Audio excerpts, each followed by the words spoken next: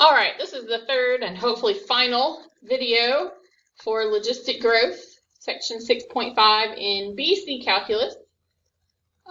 So we're now going to finally, after we've done the partial fraction integration and all that fun stuff, now we're going to look at logistic growth models. So a logistic differential equation, I talked about this in the first video, but it quite often models populations where your growth initially starts off increasing and concave up and increasing relatively rapidly, such as an exponential growth function. But then the function continues to increase, but it becomes concave down in such a way that we end up with a horizontal asymptote as x approaches infinity. And that horizontal asymptote, wherever it occurs, so like right here, for example, on this graph, that is known as the carrying capacity of whatever your population is, or the habitat that the population lives within. Or the carrying capacity of whatever the situation is, but like I said, usually it's some type of population. So if your habitat could only hold up to 100 people, then the carrying capacity and your horizontal asymptote would be at y equals 100. Okay.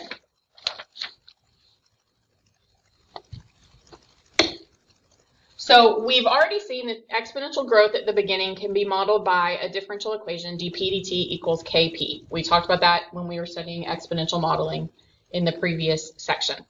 If we want the growth rate to end up approaching 0 as the population approaches that maximum carrying capacity, because that's what happens, the growth rate begins to become 0 because the function is leveling off there. So what we do is we introduce a limiting factor of your maximum carrying capacity minus your population, minus p. So p is like your y value, and then m is the maximum of your population, or the maximum y value there.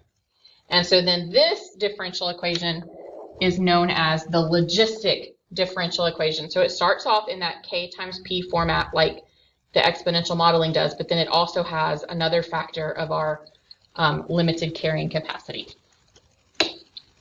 So here's an example that we can apply it to, and they like to do lots of wildlife habitat problems when they're doing this. It says the growth rate of a population P of bears in a newly established wildlife preserve is modeled by the differential equation 0.008p times 100 minus p, that should also be a capital P, where t is measured in years. So the first question is, what is the carrying capacity for the bears in this wildlife preserve? So if you pay attention to the general form logistic differential equation, that's your carrying capacity, that m value right there. If you look up here, that m value is 100. So that means that this habitat cannot hold more than 100 bears. So then B says, what is the bear population when the population is growing the fastest? So we need to figure out when the population is growing the fastest. So that would mean when its rate of change is at a maximum. Well, dp dt is the rate of change. So this whole function up here is the rate of change function. And so that would be at a maximum. So now you just think about maximums. Maximums occur where the derivative of whatever you're looking at equals 0 or does not exist. So this dp dt function, its maximum is going to occur when its derivative equals 0 or does not exist. So that means I'm going to take the derivative of this dp dt equation. The way it's written right now, that would require product rule. So I actually think I'm going to distribute the 0.008p into the 100 minus p. And so that would give me 0.8p minus 0.008p squared for my dp dt equation. So then that is what I'm going to take the derivative of. So the derivative of dp dt would be the second derivative. So we would write it like that.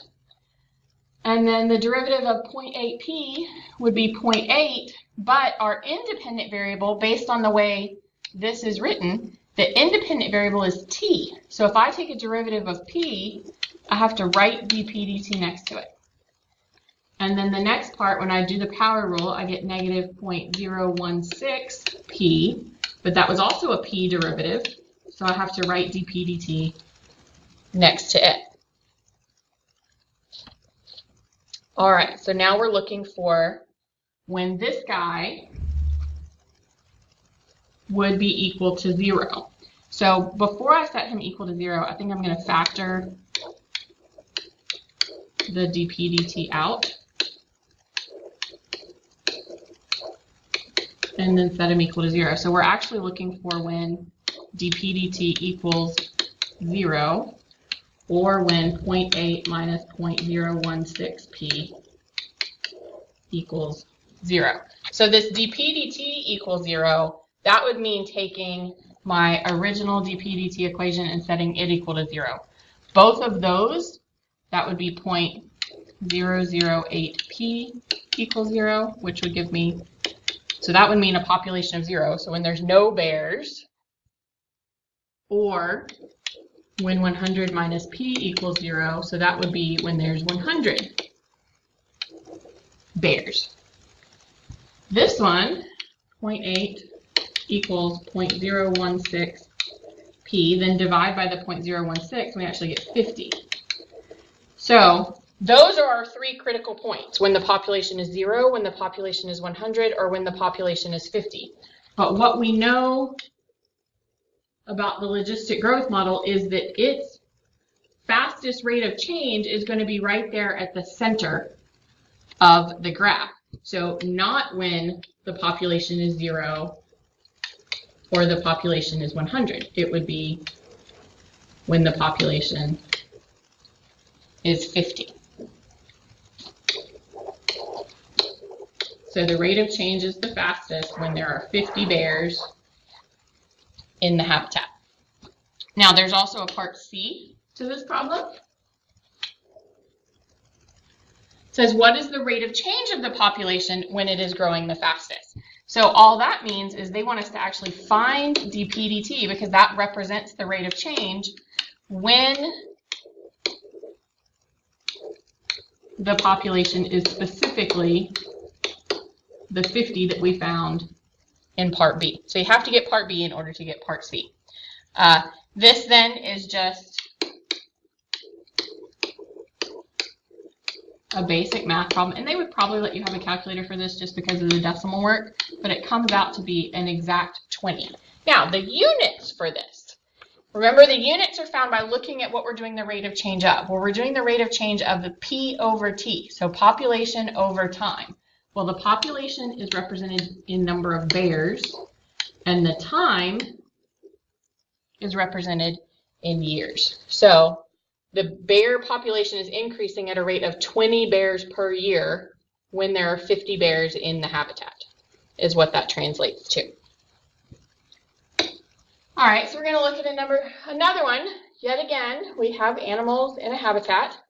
So it says in 1985 and 1987, the Michigan Department of Natural Resources airlifted 61 moose this time, not bears, moose, from Algonquin Park, Ontario to Marquette County in the Upper Peninsula of Michigan. It was originally hoped that the population P would reach a carrying capacity in about 25 years with a growth rate of 0.0003p times 1,000 minus p. Okay, so I want you to think about A here. A is very similar to what we just did. What is the carrying capacity? So think about that for a second. And hopefully you recognize that that number right there is our carrying capacity. So that means this habitat can hold 1,000 moose. Now for part B, it says with a calculator, generate a slope field for this differential equation. So that would mean using a slope field program on your calculator. We're not really going to worry about doing that because they would never ask you to do that on an FRQ. So we're actually just going to skip right on over B. And then C says solve the differential equation with the initial condition P of 0 equals 61. So that means they started off with 61 moose in the habitat, and show that it conforms to the slope field. So we won't worry about that part. So we are solving the differential equation. Well, the differential equation, recopying it,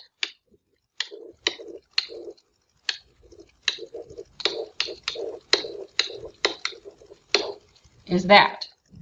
Then in order to integrate, we've got to separate the variables. So I'm actually not going to bring the 0.0003 with the p, because then I got to deal with a constant in the denominator and all that, and I don't want to have to deal with that.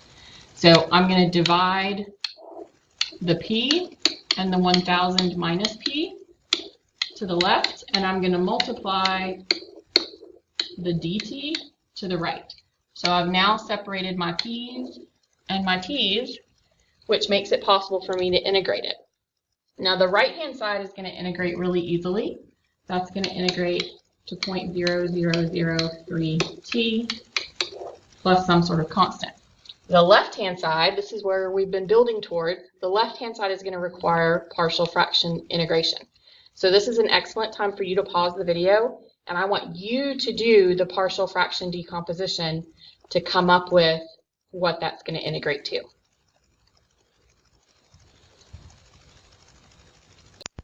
Okay, so this slide here, let's go back up. I just made a whole new clear slide just to do the partial fraction work with the dp over p times 1000 minus p. That ended up turning into a over p plus b over 1000 minus p. I got that a was 1 over 1000, and then b actually ended up being 1 over 1000. Now, so that gave me these two integrals right here. The first one would integrate to 1 over 1000 times the natural log of p. The second one would integrate to 1 over 1000 times the natural log of 1000 minus p, but it would be negative in front because of the minus p in there. So altogether you end up with 1 over 1000 times the natural log of p over 1000 minus p. So then I brought that back to here and set that equal to the 0.0003t plus c. Then I solved for c using the population of 61 when time was 0 and got that c was negative 2.734. So then I brought that over here and rewrote with the plus c in there. And then I tried to solve it for p. So that took multiplying the 1000 minus p to the other side. Now, when I had the e to the 0.3t minus 2.734, I did e to the negative 2.734, and I got the 0.065. So that's where the 0.065 came from as a coefficient, rather than writing that whole messy e value there. So then solving for p, you have to multiply the 1000 minus p over, and you do actually have to distribute that times the 0.065 e to the 0.3t. So that's where this comes from. Then I have a p here on the left and a p here on the right. So I brought this guy back over to the left. Notice both of these have a p in them, so I factored that out. And then I divided to get the p by itself. So this would be your logistic growth model. That's a hot mess. And there's actually another way that you could write it that would be much simpler. And that would be p equals 1000 over 15.393 e to the negative 0.3t plus 1. So where in the world did that fall out of the sky from? Well, just like exponential growth models have a common solution to them, so do logistic growth models. They have a common solution to them. If you have a logistic differential equation, it will integrate back to this formula, p equals m over 1 plus a times e to the negative m times k times t. So a is going to be the constant determined by the initial condition, so that would be a c value that you would end up solving for. But everything else you would know the value of. M is your limiting condition, or your carrying capacity, and k is the growth constant that you solve for. So we could actually come up with it if we knew what the formula was supposed to arrive at. Most importantly, you would want to be looking for that 1000 up in the numerator. So that's a hot mess with a lot of partial fractions. So they don't do a ton of them on the AP exam, but they do a lot of asking for the carrying capacity and things like that, especially even in FRQ problems.